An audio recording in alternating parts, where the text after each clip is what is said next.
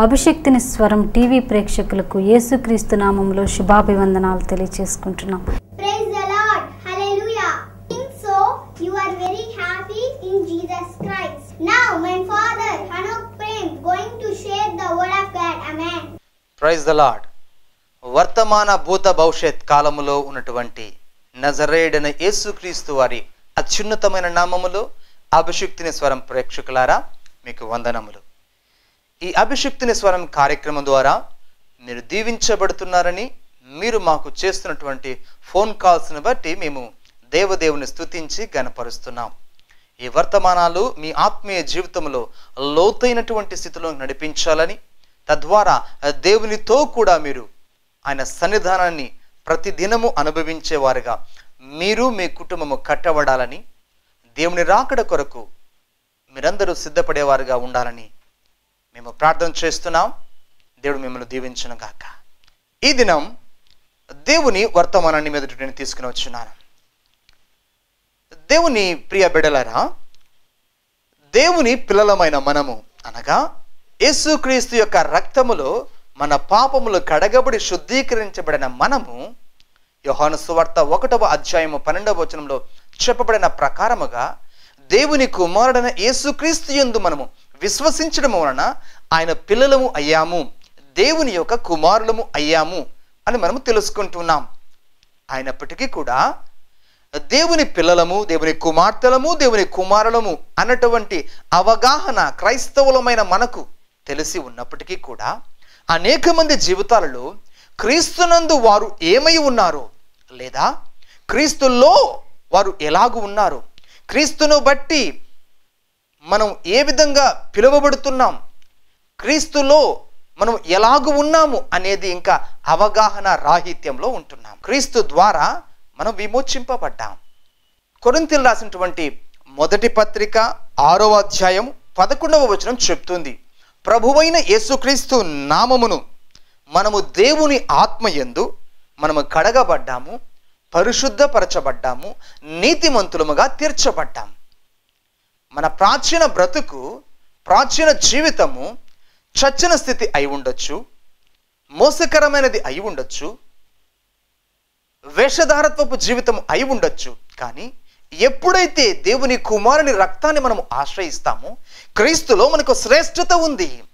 పాత నిబంధనలో అయితే నేను దుమ్ము లాంటి వాడిని, నేను ధూళి లాంటి వాడిని, నేను ఏ యోగ్యత లేని వాడిని, నేను ప్రభువా నీ సన్నిధిలో ప్రభువాని పిలుచుట కూడా నాకు ఏ అర్హత లేదు అనేటటువంటి స్థితి పాత నిబంధనలో ఉన్నది. కానీ మనమైతే యేసుక్రీస్తు రక్తం ద్వారా కడగబడ్డాము, నీతిమంతులముగా చేయబడ్డాము అని ఇక్కడ ఈ వాక్య భాగంలో మనం చదువుకున్నాం. అదే మొదటి కొరింథీ పత్రిక 3వ అధ్యాయం 23వ వచనం చెప్తుంది, మనము క్రీస్తు వారమట, క్రీస్తు దేవుని వాడట. మనము క్రీస్తులో ఉన్నాము, క్రీస్తు ద్వారా దేవునిలో ఉన్నాం. గనుక నూతన నిబంధనలో ఉన్న మనము అయోగ్యులము కాదు, బలహీనలము కాదు, పాపులము కాదు, తృణీకరింపబడిన వారము కాదు, మనము దుమ్ము ధూళి అసలు కానే కాదు. నేను చెప్తున్నాను, క్రీస్తులో నీవు ఏమై ఉన్నావో ఎరగనట్లయితే, నువ్వు తెలుసుకోనట్లయితే, నువ్వు ఇంకా చాలా తక్కువ స్థాయిలో నీవు ఉన్నట్టు అర్థం. అనగా క్రీస్తుని గురించి నీవు చాలా తక్కువగా అర్థం చేసుకున్నట్లే నేను చెప్తున్నాను. నువ్వు సంఘానికి వెళుతూ కూడా ఆదివారపు ఆరాధనలోనో లేదా నీ వ్యక్తిగత ప్రార్థనలో, దేవుని వాక్యం ధ్యానంలో కూడా క్రీస్తులో నీవేమై ఉన్నావు, who you are in Christ అనే విషయాన్ని నీవు గుర్తించినట్లయితే క్రీస్తు యొక్క ప్రభావాన్ని నీవు అనుభవించలేవు, క్రీస్తు యొక్క మహిమను నీవు అనుభవించలేవు, క్రీస్తు యొక్క పరిశుద్ధతను నీవు అనుభవించలేవు. దేవుని రక్తంలో కడుగుబడి కూడా నీవు ఇంకా బలహీనుడివే అని నీవు అనుకుంటూ ఉన్నట్లయితే, నేను ఇంకా తక్కువ వాడనే, నేను ఇంకా అయోగ్యుడనే, నాలో ప్రార్థనలో ఇంకా తప్పులు ఉన్నాయి అనే స్థితి నీలో వస్తూ ఉంటే గమనించు, సాతాను నిన్ను క్రీస్తులో తక్కువగా చేయడానికి ప్రయత్నం చేస్తున్నాడు అని గుర్తించమని ప్రేమతో మనవి చేస్తున్నాను. చాలామంది ప్రార్థన చేసినప్పుడు ఇలా చెప్తూ ఉంటారు, ప్రభువా నా ప్రార్థనలో తప్పులుంటే క్షమించు డాడీ అని. యేసయ్య నా ప్రార్థనలో తప్పులుంటే క్షమించమని యేసు నామములో ప్రార్థన చేస్తున్నాము తండ్రి అని చెప్తారు. నేను చెప్తున్నాను, యేసుక్రీస్తు రక్తంలో నీవు కడగబడిన తర్వాత ఆయన కుమారుడిగా కుమార్తెగా చేయబడ్డావు అనగా ఎప్పుడైతే దేవుని కుమారుని నీవు అంగీకరించావో తద్వారా దేవుని ఆత్మ, దేవుని పరిశుద్ధాత్మ నీలోనికి రావడానికి ఆయన ఇష్టపడుతూ ఉంటాడు. అనగా నీ శక్తిని బట్టి, నీ బలమును బట్టి, నీకున్న జ్ఞానమును బట్టి, నీకున్న ఐశ్వర్యమును బట్టి, లేదా ఈ లోకంలో గొప్ప జాతి, గొప్ప కులము, మాది గొప్ప వంశము అని చెప్పుకోవడాన్ని బట్టి నీకు యోగ్యత కలగదు. కానీ దేవుని ఆత్మ నీలోనికి వచ్చి నివసించినప్పుడు నీవు యోగ్యత కలిగిన వాడవుగా, యోగ్యత కలిగిన దానివుగా, దేవునికి ఇష్టకరమైన వ్యక్తివిగా, క్రీస్తు ప్రేమించే వ్యక్తివిగా నీవు చేయబడతావు. ఈరోజు క్రీస్తులో నీవేమై ఉన్నావో, మనమేమై ఉన్నామో ఆ విషయాన్ని మీ ఎదుట పంచుకోవాలని పరిశుద్ధాత్మ చేత నేను ప్రేరేపింపబడి ఉన్నాను. ఎఫెసీయులకు రాసిన పత్రిక 1వ అధ్యాయము 6వ వచనం మనము గమనించినట్లయితే, జగత్తు పునాది వెయ్యబడక మునిపే ప్రేమ చేత దేవుడు క్రీస్తులో మనల్ని ఏర్పరచుకున్నాడు. మనము ఏర్పరచబడిన వారము, మనము ఎన్నికైన వారము కాదు. క్రీస్తులో మనం ఏర్పరచబడ్డాం. మనకంటూ ఒక ఐడెంటిటీ ఉంది, మనకు దేవుని రాజ్యంలో గుర్తింపు ఉంది అని నీవు గమనించాలని మనం చేస్తున్నాను. దేవుణ్ణి మనము ప్రేమించక మునిపే ఆయన మనల్ని ప్రేమించాడు. అనగా క్రీస్తులో నీవు దేవునిలో గుర్తింపబడ్డామని గుర్తు. కొలస్సీలకు రాసిన పత్రిక 3వ అధ్యాయం 3వ వచనం ఏం చెప్తుందంటే, మన జీవమట క్రీస్తుతో కూడా దేవునిలో దాచబడి ఉంది. నువ్వెప్పుడైతే దేవుని జీవాన్ని స్వీకరించావో, యేసు రక్తాన్ని ఆశ్రయించావో, నీ జీవము క్రీస్తుతో కూడా దేవునిలో దాచబడింది. అంటే నీవేమాత్రము తక్కువ వాడవు కాదు, తక్కువ దానవు కాదు. క్రీస్తులో నీకు యోగ్యత ఉంది, క్రీస్తులో నీకు శ్రేష్టత ఉంది. గమనించే విషయాన్ని ఎప్పుడు కూడా నిన్ను నీవు తక్కువగా చూసుకోవద్దు, బలహీనుడుగా చూసుకోవద్దు, అయోగ్యుడుగా చూసుకోవద్దు, హీనస్థితిగా చూసుకోవద్దు, తక్కువ అంచనా వేసుకోవద్దు. కారణం క్రీస్తులో నీవు ఉన్నావు. క్రీస్తులో నీవు ఉంటే నీవు క్రీస్తుతో కూడా దేవునిలో ఉన్నావు. గమనించు, ఎంత గొప్ప భాగ్యం ఇది. ఎఫెసీయులకు రాసిన పత్రిక 2వ అధ్యాయం 1వ వచనం చెప్తుంది కదా, మన అపరాధముల చేత, పాపముల చేత చచ్చిన వారమై ఉండగా క్రీస్తుతో కూడా మనము బ్రతికింపబడ్డాము. క్రీస్తుతో కూడా మనం బ్రతికింపబడ్డాము. ఇక చచ్చిన స్థితి మనకు లేదు. నీవింకా ప్రాచీన స్వభావం నాలో ఉంది అయ్యో అనుకుంటూ ఉంటే అదే నిన్ను వెంబడిస్తుంది. లేదు, నేను క్రీస్తుతో కూడా నేను లేపబడి ఉన్నాను, ఆ పరిశుద్ధత నాలో ఉన్నది, దేవుని జీవము నాలో ఉన్నది, క్రీస్తు జీవము నాలో ఉన్నది అని నీవు చెప్పుకునే కొద్దీ దేవుని స్వభావములోనికి నీవు మార్చబడుతూ వెళతావు. ఎఫెసీయులకు రాసిన పత్రిక 2వ అధ్యాయము 5 నుంచి 7 వచనాలు మనం గమనించినట్లయితే, క్రీస్తు యేసునందు మనలను ఆయనతో కూడా లేపి పరలోకమందు ఆయనతో కూడా కూర్చుండబెట్టను. ఎంత గొప్ప భాగ్యం అండి. భవిష్యత్తు వచనాన్ని దేవుడు ఇక్కడే రాసి ఉంచాడు. నీవెప్పుడైతే క్రీస్తు రక్తము చేత నీవు శుద్ధీకరించబడ్డావో, పాప సంబంధమైన బంధకాల నుంచి విమోచింపబడ్డావో, నీతిమంతుడుగా తీర్చబడ్డావో, నీవేం చేయబడ్డావు? క్రీస్తుతో కూడా దేవుని దగ్గర నీవు కూర్చుండబెట్టబడి ఉన్నావు. ఇదెంత గొప్ప భాగ్యం. గనుక నిన్ను నీవు తక్కువగా ఎంచుకోవద్దు. క్రీస్తులో నీవు దేవునితో కూడా సమానమైన వాడు. నీవు క్రీస్తుతో కూడా నీవు దేవుని ఎదుట నీవు కూర్చుండి ఉన్నావని గుర్తించు. కొలస్సీలు రాసిన పత్రిక 1వ అధ్యాయం 13వ వచనం 14వ వచనం మనం గమనించినట్లయితే, అంధకార సంబంధమైన అధికారంలోని దేవుడు మనల్ని విడుదల చేశాడు. ఇక దానితో మనకు పొత్తు లేదు. ఆ అంధకార సామ్రాజ్యముతో, చీకటితో, సాతానుతో, వాని తంత్రములతో, వాని ఆలోచనలతో, తలంపులతో నీకు పొత్తు లేదు, సంబంధం లేదు. క్రీస్తు రాజ్య నివాసులుగా దేవుడిని చేశాడు. ఎంత గొప్ప భాగ్యం ఇది. నీకెంత శ్రేష్టంగా నీవు ఉన్నావో గుర్తించు. క్రీస్తులో నీవు ఏమై ఉన్నావో గుర్తించమని ప్రియ సహోదరి నీతో ప్రేమతో మనవి చేస్తూ ఉన్నాను. క్రీస్తునందు మనకు విమోచన అనగా పాప క్షమాపణ కలిగి ఉన్నది. నీ పాపాలు క్షమింపబడి ఉన్నాయి. దేవుడు చెప్తున్నాడు, మీ పాపాలు ఇక ఎన్నటికి నేను జ్ఞాపకం చేసుకోను. తూర్పు నుంచి పడమరకు ఎంత దూరమో అంత దూరముగా మీ పాపములు నేను మరిచిపోయానని ప్రభు చెప్తున్నాడు. కానీ మనుషుడు గత స్వభావం లేదా గత ప్రాచీన కాలపు స్థితిని బట్టి, జరిగిపోయిన పాపాన్ని బట్టి, గతించిన వివేచన లేని స్థితిలో పాపము చేసిన ఆ స్వభావాన్ని మరలా జ్ఞాపకము చేసుకుంటూ, అయ్యో నా స్థితి ఇంకా మారలేదేమో, దేవుడు నన్ను ఇంకా క్షమించలేదేమో, నేను ఇంకా నీతిమంతుడిగా చేయబడలేదేమో అని చెప్పే ఆలోచన సాతాను తంత్రం. ఒకసారి నీ పాపాలు క్షమించబడితే నువ్వు శుద్ధుడవయ్యావు. మరి ప్రతి ప్రభువు దినం ప్రభువు యొక్క బలలో, క్రీస్తు శరీరంలో, క్రీస్తు రక్తంలో నీవు పాలు పంపులు పొందడం వల్ల నువ్వు శుద్ధీకరింపబడుతూనే ఉంటావు. పాపము నిన్ను ఏమాత్రం ఏలలేదు, పాపము నిన్ను ఏమాత్రం భ్రమింపలేదు. భ్రమింపజేయడానికి ప్రయత్నం చేసినా క్రీస్తు రక్తం చేత నీవు విమోచింపబడ్డావు కనుక నువ్వు దాన్ని ఎదిరించి నిలబడగలవు. కారణం క్రీస్తు వాక్యము నీలో ఉంది, క్రీస్తు జీవము నీలో ఉంది. ఈ విషయాన్ని ధైర్యంగా నువ్వు గమనించమని మనవి చేస్తూ ఉన్నాను. గలతీయులకు రాసిన పత్రిక 5వ అధ్యాయం 1వ వచనం ఏం చెప్తుంది తెలిసిన? సాతాను దాస్యమని కాడి క్రింద చిక్కుకొనకుండా మనలను క్రీస్తు ప్రభు మనకు స్వాతంత్రాన్ని అనుగ్రహించి స్వతంత్రులుగా చేసి ఉన్నాడు. అవునండి, దాస్యము కింద ఇక చిక్కుకునే పరిస్థితి ప్రియ సహోదరి, ప్రియ చెల్లి, అమ్మ నీకు లేదు. గత స్థితిలో ఉన్నది ప్రభును అంగీకరించక ముందు. కానీ క్రీస్తులోనికి నీవు వచ్చావు కదా, క్రీస్తులో కుమారుడిగా చేయబడ్డావు కదా. ఎఫెసీయులకు రాసిన పత్రిక 1వ అధ్యాయంలో చెప్పబడుతుంది, ఆత్మచేత మనము ముద్రింపబడి ఉన్నాము. అనగా ఆత్మచేత నీవు గుర్తింపబడి ఉన్నావు. ఈమె దేవుని కుమార్తె, ఈమె దేవుని కుమారుడు, వీరు దేవుని రాజ్య సంబంధులు అని చెప్పబడుతుంది. ఆ మాట ప్రకారం మరలా దాస్యము కింద నీవు చిక్కుకోనే స్థితి నీకు ఉండదు. కారణం నీవు స్వతంత్రులుగా ఉండబడ్డానికి మనం పిలువబడ్డాము. గలతీయులకు రాసిన పత్రిక 5వ అధ్యాయం 12వ వచనం చెప్తుంది. మనము స్వతంత్రులుగా ఉండడానికి, అనగా దేవుని ఆత్మ ద్వారా మనము స్వతంత్రులుగా నడిపించబడ్డానికి, ఆత్మ ద్వారా నింపబడి ఆత్మ ద్వారా నడిపించబడ్డానికి మనం పిలువబడ్డాం. తద్వారా దేవుని మహిమను చాటే వరంగా మనం ఉంటాం. ధైర్యం తెచ్చుకునే మాటను బట్టి నీవేమాత్రం తక్కువ వాడవు కాదు, తక్కువ దానవు కాదు. క్రీస్తులో నీకు ఒక ప్రత్యేకత ఉంది. నేను క్రీస్తులో ప్రత్యేకింపబడిన వాడను అని చెప్పుకోవడం ప్రారంభించు. నేను క్రీస్తు కొరకు ప్రత్యేకింపబడిన దానను చెప్పుకోవడం ప్రారంభించు. ఆ విశ్వాసపు పలుకులు నిన్ను శ్రేష్టమైన వ్యక్తిగా చేస్తాయి.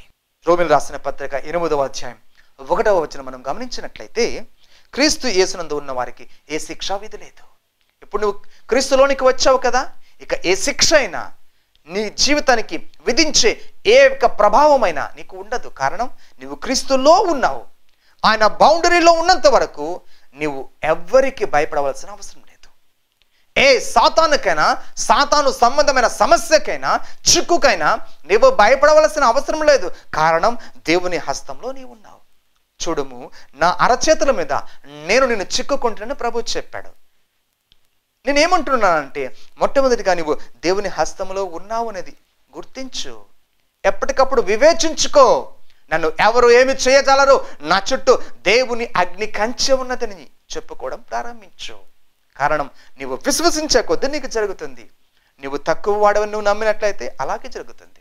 నువ్వు హీనమైన వాడవు, హీనమైన దానను, నేను చాలా తక్కువ దానని, చర్చిలో నన్ను చాలా తక్కువగా చూస్తారు అనుకునే కొద్దీ నువ్వు అలాగే చేయబడతావు. No, not at all. దేవుడే నిన్ను గొప్పగా చూస్తున్నప్పుడు, నజరేయుడైన యేసుక్రీస్తే నిన్ను శ్రేష్టమైన వ్యక్తిగా, ప్రత్యేకింపబడిన వ్యక్తిగా నిన్ను చూస్తూ ఉన్నప్పుడు నువ్వు అలాగూ ఉండడానికి ప్రయత్నం చేయి. దేవుని దృష్టిలో కూడా ప్రత్యేకమైన దానవుగా ప్రతిదినము కనపడడానికి నిన్ను నీవుగా సాధకం చేసుకో దేవుని భక్తి సంబంధమైన విషయంలో. యోహాను రాసిన మొదటి పత్రిక 3వ అధ్యాయం 14వ వచనం ఏం చెప్తుందో తెలుసా? మనము దేవుని పిల్లలు అవడాన్ని బట్టి క్రీస్తునందు మనము మరణములో నుండి జీవములోనికి దాటి ఉన్నాం. మనం ఎప్పుడైతే దేవుని పిల్లలము అయ్యామో, క్రీస్తు కుమారులముగా కుమార్తెలుగా చేయబడ్డాము, మరణములో నుండి జీవములోనికి దాటివేశాం. ఇక మరణము మన మీద ఎంత మాత్రం ప్రభావం చూపించదు. మరణానికి నీవు భయపడవలసిన అవసరం లేదు. క్రీస్తు జీవము నీలో ఉందని గుర్తించే విషయాన్ని నువ్వు ఎప్పుడైతే క్రీస్తునందు దేవుని నీతి అయ్యావో, క్రీస్తు సొత్తుగా చేయబడ్డావు. హల్లెలూయా, హల్లెలూయా. నీవెప్పుడైతే క్రీస్తునందు దేవుని నీతి అయిపోయావో, క్రీస్తు సొత్తుగా చేయబడ్డావు. ఆయన సొత్తువు నీవు. అదే మొదటి కొరింథీ పత్రిక 6వ అధ్యాయము 19వ వచనం 20వ వచనం గమనించినట్లయితే, మీరు మీ సొత్తు కారు, విలువ పెట్టి కొనబడిన వారు. అవును, మనము ఆయన సొత్తు. క్రీస్తులో మనము దేవుడు సొత్తు అయి ఉన్నాం. మన దేహంతో దేవుణ్ణి మహిమపరచాలి. మనం ఎప్పుడైతే దేవుని సొత్తు అనేం చెప్తాడో అలా ఆలోచించాలి, అనేం చెప్తాడో అలా అలా నడవడానికి ప్రయత్నం చేయాలి. అని యేసయ్య ఏం చెబుతాడు ఆ మాటలు వినడానికి మనం చెవి పెట్టాలి. దేవుడు నీతో ఏమి మాట్లాడుతున్నాడు నీ హృదయ అంతరంగంలో నుంచి దేవుని స్వరాన్ని నీవు గుర్తించేదానముగా కావాలి. కారణం క్రీస్తులో నీవు దేవుని సొత్తు అయి ఉన్నావు. మీ దేహము దేవుని వల్ల మీకు అనుగ్రహించబడి మీలో ఉన్న పరిశుద్ధాత్మకు ఆలయమై ఉన్నదని మీరు ఎరుగరా? అపోస్తలుడైన పౌలు ఈ శ్రేష్టమైన విషయాన్ని చెప్తున్నాడు. అవునండి, పాత నిబంధన కాలంలో అయితే దేవుడు ఏ వ్యక్తి మీదకు ఆత్మ ద్వారా వచ్చి వెళ్ళిపోతూ ఉండేవాడు. కానీ మనము పాత నిబంధనలో లేము. క్రీస్తు యేసు మన కొరకు ఏర్పరిచినటువంటి రక్త నిబంధన, క్రొత్త నిబంధనలో మనం ఉన్నాం. అనగా యేసుక్రీస్తు మన కొరకే పంపించిన తన ఆత్మ, దేవుని పరిశుద్ధాత్మ మనలో నివసిస్తుంది. గనుక నీవేమయ్యో తెలుసా? నీలో అయోగ్యత వెళ్ళిపోయింది, అన్క్లీన్నెస్ వెళ్ళిపోయింది, అపవిత్రత వెళ్ళిపోయింది. నీవు దేవుని ఆలయముగా మార్చబడ్డావు. ఈ విషయాన్ని నీవు గుర్తెరగవా అంటున్నాడు పౌలు. ఒక వ్యక్తి దేవుని ఆలయము అని గుర్తించాడు అనుకోండి, అతని లైఫ్ స్టైల్ మారిపోతుంది. ఒక యవ్వనస్తుడు అయ్యో నేను దేవుని మందిరమై ఉన్నాను అని గుర్తించాడు అనుకోండి, ఆ వ్యక్తి జీవితం శ్రేష్టంగా మార్చబడిపోతుంది. అతని మాటలు మారిపోతాయి, మాట తీరు మారిపోతుంది, స్వభావము మారిపోతుంది. కారణం దేవుని ఆత్మ అతనిలో నివసిస్తుంది కనుక. ఎంత గొప్ప దీవెన మనకుంది ప్రియులారా. పాత నిబంధనలో గుడారములో దేవుడు వచ్చి మాట్లాడేవాడు. పాత నిబంధనలో ప్రత్యక్ష గుడారంలో దేవుడు కెరూబుల మధ్య వచ్చి మాట్లాడేవాడు. కానీ క్రొత్త నిబంధనలో అయితే దేవుని పరిశుద్ధాత్మ ద్వారా దేవుని ఆలయమైన నీలోనికే, అనగా దేవుని ఆత్మ నీలో నివసిస్తుంది కదా, దానిలో నుండి, ఆ ఆత్మలో నుండి దేవుడు నీతో మాట్లాడతాడు. ఆ స్వరాన్ని వినడానికి నువ్వు ఎప్పుడైనా చెవిని పెట్టావా? నీకు ప్రత్యేకత నేను గుర్తించని ఈ సమయంలో మనం చేస్తున్నాను. అదే 1 కొరింథీ పత్రిక 3వ అధ్యాయం 16-17 వచనం మనం గమనించినట్లయితే, క్రీస్తులో మీరు దేవుని ఆలయమై ఉన్నారు, దేవుని ఆత్మ మీలో నివసించుచున్నాడని మీరు ఎరుగరా? అవును, దేవుని ఆలయము పరిశుద్ధమైనది, మీరు ఆ ఆలయమై ఉన్నారు. అనగా దేవుణ్ణి పూజించడానికి, దేవుడు పూజింపబడడానికి ఆయన డైరెక్ట్గా ఎక్కడ దొరకడు. నీవే దేవుని ఆలయమైనప్పుడు ఒక అన్యుడు, దేవుని ఎరగినవాడు, శోధనలో ఉన్నవాడు, పాపములో ఉన్నవాడు, కష్టంలో ఉన్నవాడు, ఇబ్బందులో ఉన్నవాడు నిన్ను చూసినప్పుడు, దేవుని ఆలయము నీవుగా ఉన్నప్పుడు నిన్ను చూసి ఆరాధ్యభావంతో నీ ఎదుటికి వస్తాడు. తన అక్కరను చెప్పుకుంటాడు. ఎప్పుడైతే నీవు దేవుని ఆలయముగా నీవు ఉండడం చూస్తాడో, నీ ద్వారా వచ్చే ప్రార్థన, స్తుతి ద్వారా అతడు దీవించబడతాడు. కనుకనే మనము దేవుని ఆలయముగా చేయబడి ఉన్నాం. ఎంత గొప్ప ధన్యత అండి. తద్వారా మహిమ దేవునికే, నీకు కాదు. కానీ ఆ వ్యక్తి నిన్ను చూస్తాడు, నీలో నివసిస్తున్న క్రీస్తు ఆత్మను చూస్తాడు. ఇది క్రొత్త నిబంధనలో నీకున్న ప్రత్యేకత. దేవునికి స్తోత్రం, దేవుని నామానికి మహిమ కలుగును గాక. 2వ కొరింథీ పత్రిక 6వ అధ్యాయం 18వ వచనంలో పౌలు గారు మన శ్రేష్టమైన విషయాన్ని చెప్తున్నాడు. దేవుడు చెప్పిన విషయాన్ని ప్రస్తావిస్తున్నాడు. మనము జీవము గల దేవుని ఆలయమై ఉన్నాము. మనము జీవము గల దేవుని ఆలయమై ఉన్నాము. అందుకని దేవుడు ఇలాగ చెప్తూ ఉన్నాడట, నేను వారిలో నివసించి సంచరిస్తాను, నేను వారి దేవుడినై ఉంటాను, వారు నా ప్రజలై ఉంటారు. కావున మీరు ఈ లోకము మధ్యలో నుండి బయలువెడలి ప్రత్యేకంగా ఉండండి. అనగా దీని మూల భాషలో ఎక్లీషియా అనే ఒక పదాన్ని వాడడం జరిగింది హీబ్రూ భాషలో. అనగా మీరు ప్రత్యేకింపబడిన జనాంగము, అపవిత్రమైన దాన్ని ముట్టకుడని చెప్పాడు. అనగా దేవుడు మనలోకి వచ్చి, దేవుడు మనలో వచ్చి నివసించి సంచరిస్తాడు. మనకు దేవుడుగా ఉంటాడు, మనం ఆయనకు ప్రజలముగా ఉంటాం. నేను మిమ్మల్ని చేర్చుకుంటాను, మీకు తండ్రినై ఉంటాను, మీరు నా కుమారులు కుమార్తెలై ఉంటారు అని సర్వశక్తుడకు ప్రభువు చెప్తున్నాడు. దేవుడు నివసించే గుడారము నీవుని గమనించు. నీ శరీరము దేవుని గుడారముని గుర్తించు. అనగా నీలోని ఆత్మ దేవుడు నివసించే స్థానము. ప్రత్యక్ష గుడారములో అతి పరిశుద్ధ స్థలంలో దేవుడు మాట్లాడేవాడు. నీలో శరీరం ఉంది, ప్రాణం ఉంది, ఆత్మ ఉంది. 3 భాగాలుగా ఒక వ్యక్తిని మనము అర్థం చేసుకోవచ్చు. ఈ యొక్క శరీరము, ఆవరణము, ప్రాణము పరిశుద్ధ స్థలము, ఆత్మ అతి పరిశుద్ధ స్థలము. ఈ ఆత్మే దేవుని గుడారము, ఈ ఆత్మే దేవుని యొక్క మందిరము. ఈ ఆత్మ ద్వారానే దేవుడు తన్ను తాను నీ ద్వారా మహిమపరచుకుంటాడు. అనగా క్రీస్తులో నీవు దేవుని మందిరమై ఉన్నావని గుర్తించు, ఆయన స్తుతించడం ప్రారంభించు. నీవు తక్కువ వాడవు కాదు, తక్కువ దానివు కాదు అని గమనించు. అలా చెబుతూ ఉంటే అది అపవాది స్వరాన్ని గుర్తించు. నీవు దేవుని భయభక్తులతో నీవు సేవిస్తూ ఉన్నప్పుడు ఖచ్చితంగా నీలో కార్యం చేస్తాడు.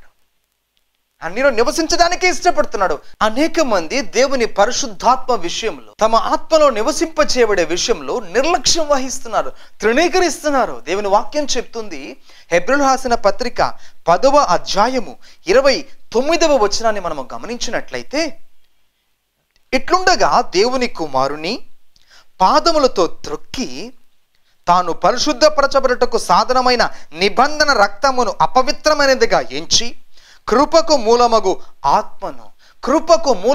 దేవుని పరిశుద్ధాత్మను తిరస్కరించిన వాడు ఎంత ఎక్కువైన దండనకు పాత్రుడుగా ఎంచబడనని మీకు తోచును. కృపకు మూలమగు దేవుని పరిశుద్ధాత్మను నీవు త్రోసివేస్తున్నావు. నిర్లక్ష్యం చేయవద్దని మనం చేస్తున్నాం. అలా దేవుని పరిశుద్ధాత్మను గురించి వ్యతిరేకంగా బోధించే సంఘమైన, కాపరి అయిన దేవుని యొక్క తీర్పుకు, ఖచ్చితంగా దేవుని తీర్పుకు వారి గురికాక తప్పదని మనం చేస్తున్నాను. మంచిది. గలతీయులకు రాసిన పత్రిక 4వ అధ్యాయం 6వ వచనం 7వ వచనం ఏం చెప్తుందంటే, మనము కుమారులము గనుకనే అబ్బా తండ్రి అని మొర్రపెట్టు తన కుమారుని ఆత్మను దేవుడు మన హృదయములలోనికి పంపెను. అనగా నీ ఆత్మలోనికి పంపాడు. ఎవరు? యేసుక్రీస్తు ప్రభువు. ఆత్మ, అదే పరిశుద్ధాత్మ. ఎవరు పంపారు? తండ్రి అయిన దేవుడు పంపాడు. ఎక్కడికి పంపాడు? నీ ఆత్మలోనికి పంపాడు. కాబట్టే నువ్వు తండ్రి, ప్రభువా అని పిలుస్తున్నావు. దేవుని ఆత్మ ద్వారా నీవు తండ్రి అని పిలుస్తున్నావు కదా. తద్వారా క్రీస్తునందు మనము కుమారులము కనుక వారసులము. అనగా నీవు కుమారుడవైతే దేవుని వారసుడవు. క్రీస్తులో నీవేమైనావో తెలుసా? దేవుని వారసుడవై ఉన్నావు. క్రీస్తు యొక్క స్వత్తును, ఐశ్వర్యాన్ని, సమాధానాన్ని, శాంతిని పొందుకోవడానికి నీవు వారసుడు. అంత మాత్రమే కాదు, పరలోకంలో ఆయనతో కూడా కూర్చున్నటకే నీకు అధికారం ఉంది. ఎంత గొప్ప భాగ్యం మనకు క్రీస్తులో ఉందండి. కాబట్టి నీవు ఎప్పుడు తక్కువగా చూసుకోవద్దు. ఎవరైనా తక్కువ చేసి మాట్లాడినా ఆ మాటకు అంగీకరించవద్దు. చాలామంది వ్యర్థమైన మాటలు వాడుతూ ఉంటారు. నువ్వు చాలా తక్కువవాడు, హీనమైన వాడు, హీనురాలువు, భ్రష్టురాలు అని చెప్తుంటారు. తప్పు ప్రియులారా, ఆ మాట ఎన్నటికీ చెప్పొద్దు. క్రీస్తు రక్తంలో కడగబడిన ప్రతి వ్యక్తి శ్రేష్ఠుడని చెప్తూ ఉన్నాను. దేవుని పరిశుద్ధాత్మ నీలోనికి రావడం ద్వారా నీవు పరిశుద్ధుడుగానే మార్చబడిపోతావు. నీ శక్తి వలన కాదని చెప్తున్నాను, నీ బలం వలన కాదని చెప్తున్నాను, నీ వాక్య పరిజ్ఞానం వల్ల కూడా నువ్వు పరిశుద్ధుడు కాలేవు. కేవలం దేవుని పరిశుద్ధాత్మ ద్వారా మాత్రమే, దేవుని పరిశుద్ధాత్మ ప్రభావం ద్వారా మాత్రమే నూతనమైన వ్యక్తిగా నువ్వు మార్చబడవు. రూపాంతరపు అనుభవంలోనికి మార్చబడగలవు. క్రీస్తు ప్రభువునికి, శరీరధారిని క్రీస్తుకే పరిశుద్ధాత్మతో అభిషేకింపబడడం అవసరమైనది. ఆయన అభిషేకింపబడ్డాడు. అపోస్తలుల కాలం చెప్పబడుతూ ఉంది కదా, నజరేయుడైన యేసును దేవుని శక్తితోను పరిశుద్ధాత్మతోను అభిషేకించెను. గనుక నీవు అభిషేకించబడతావా? నీవు ప్రత్యేకింపబడిన దానవుగా ఉంటావు. ప్రత్యేకింపబడిన జీవితము నీకు ఉంటుంది. 1 కొరింథీ పత్రిక 1వ అధ్యాయం 31వ వచనం చెప్తోంది, దేవుని మూలముగా క్రీస్తు మనకు జ్ఞానమయ్యాడు, నీతి అయ్యాడు, పరిశుద్ధత అయ్యాడు, విమోచనమయ్యాడు. క్రీస్తులో నీకు విమోచనం ఉంది, నీకు పరిశుద్ధత ఉంది, నీకు జ్ఞానం ఉంది, నీకు నీతి ఉంది. నీ క్రియలను బట్టి కాదు, నీ చదువును బట్టి కాదు, నీకున్న ఉన్నత స్థితిని బట్టి నీవు నీతిమంతుడిగా కాలేవు. నీకున్న బైబిల్ పరిజ్ఞానాన్ని బట్టి నువ్వు నీతిమంతుడిగా కాలేవు, పరిశుద్ధుడిగా తీర్చబడలేవు. కానీ దేవుని పరిశుద్ధాత్మ ద్వారా మాత్రమే నీవు వీటి సమస్త విషయాలు నీవు పొందుకోగలవని చెప్తున్నాను. దేవుని ఆత్మను నువ్వు అంగీకరించి పొందుకోమని ప్రేమతో మనం చేస్తూ ఉన్నాను. కొరింథీయులకు రాసినటువంటి మొదటి పత్రిక 12వ అధ్యాయం 27వ వచనం ఏం చెప్తుంది తెలుసిన? మీరు క్రీస్తు యొక్క శరీరమయుండి వేరు వేరు అవయవములై ఉన్నారు. క్రీస్తులో మనము అవయవములుగా ఉన్నాం. ఆ వాక్యాన్ని జాగ్రత్తగా చూడండి. క్రీస్తు యొక్క శరీరమయుండి వేరు వేరు అవయవములుగా ఉన్నాం. చెయ్యి చేసే పని చేతికి ఉంటుంది, కాలు చేసే పని కాలుకు ఉంటుంది, నీ గుండె చేసే పని గుండెకి ప్రత్యేకత ఉంటుంది. అలాగా ఒక్కొక్క అవయవానికి ఒక్కొక్క పని ఉంటుంది. నేను చెప్తున్నాను, క్రీస్తు శరీరంలో నీవు ఒక అవయవము. అనగా దేవుని పరిచర్య చేయడానికి నీవు పాస్టరే అవ్వాల్సిన అవసరం లేదు, నువ్వు సంఘ కాపరే అవ్వాల్సిన అవసరం లేదు. దేవుని కృపా వరాలు వేరువేరుగా ఉన్నాయి. పరిచర్య విధాలు నానా విధములుగా ఉన్నాయి. వాక్యం చెప్తున్న విధానాన్ని నువ్వు నమ్ము చాలు. మనుషులు చెప్తున్న వ్యాఖ్యానాన్ని నీవు అనుసరించాల్సిన అవసరం లేదు. ఆత్మదేవుని గద్దింపుకు నీవు లోబడితే చాలు. ఏ మనుషుని నువ్వు కేర్ చేయాల్సిన అవసరం లేదు. కారణం దేవుడే నిన్ను నడిపించి, దేవుడే నిన్ను ఆత్మతో నింపి నడిపిస్తున్నప్పుడు you don't care about any person, any denomination also. ప్రియులారా, నీవు దేవుని ఆత్మ కలిగిన స్త్రీగా, పురుషుడుగా, యవనస్తురాలుగా ఉంటే దేవుని సేవలు నీకు కలిగిన కృపావరాన్ని పంచిపెట్టు. నీకు కలిగిన వరాన్ని దేవుని పరిచయలో వినియోగించు. సేవ పాస్టర్గా అయితేనే సేవ చేస్తాను అనుకోవద్దు.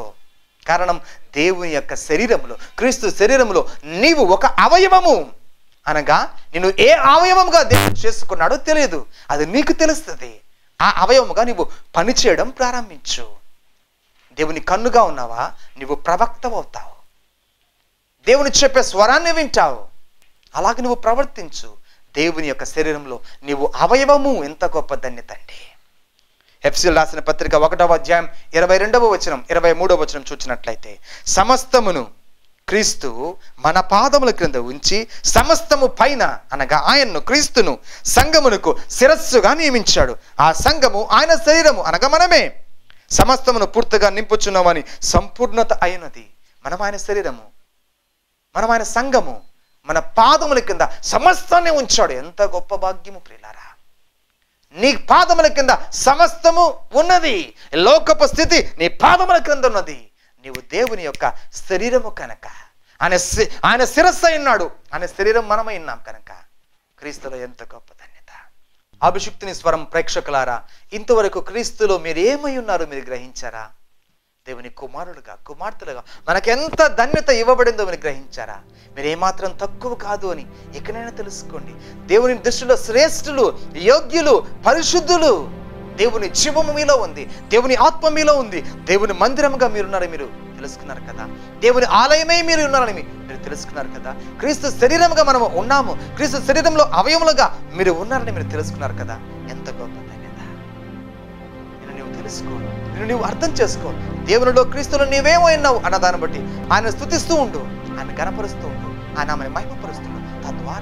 తద్వారా దేవుని ఆత్మ ప్రవాహం నీలో నుంచి లోకాన్ని తాకడం ప్రారంభిస్తుంది. అదే దేవుని జీవము నీలో నుండి ప్రవహించడం, దేవుని ప్రభావము నీలో నుండి ప్రవహించడం. పొందుకుంటావా ఈ మహిమ? గుర్తిస్తావా ఈ విషయాలని? నీ కొరకు నేను ప్రార్థన చేయబోతున్నాను. నువ్వు ఇంకా ఎంత మాత్రం తక్కువగా చూసుకోవద్దు. నువ్వు గొప్పదానము, గొప్పవాడము. ఇకంత మాత్రం పాపము నిన్ను ఏలడానికి అధికారం లేదు. దేవుని ఆలయముగా నీవు ఉన్నావు. అది వచ్చినా పాపము నిన్ను చూచి, నీలోని అగ్నిని చూసి పారిపోతుంది. ఆ శక్తి నీలోనే ఉంది, ఆ ప్రభావం నీలో ఉంది, ఆ అభిషేకం నీలో ఉంది, ఆత్మ నీలో ఉంది. నీ ఆత్మ శ్రేష్టమైనదని గమనించు. నీవు గొప్పవాడవు, గొప్పదానవు, మహిమకరమైన పాత్రవు, యోగ్యకరమైన పాత్రవు అని గుర్తించు. ఈ సమయంలో నీ కొరకు నేను ప్రార్థన చేయబోతున్నాను. Thank you daddy, thank you daddy.